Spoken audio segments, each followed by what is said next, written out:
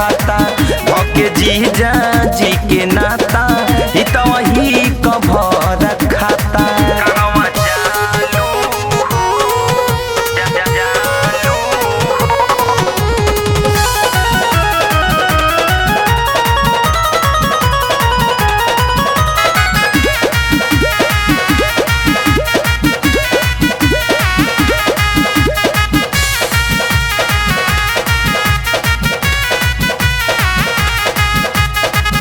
हितई के खाली तू नवेलू बहाना घर में बोलाई यार के चिखवतारू खाना ठीक नहीं कुकरा।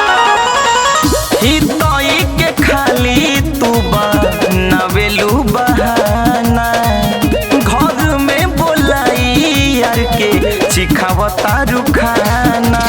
दिन प दिन देहिया दिन प दिन देहिया अब तो फैलल तो हर जाता भके जीजा जी के नाता यारवा तो भर खाता लेके जीजा जी के नाता इ त वही कभर खाता भके जीजा जी के नाता इ त वही कभर खाता।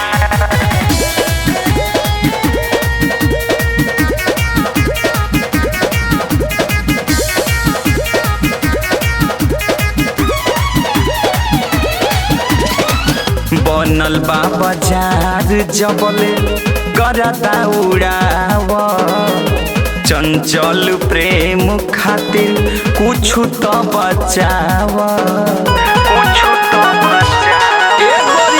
बनल बा बाजार जबले करता उड़ाव आनंद सनोज खातिर कुछ तो बचावा।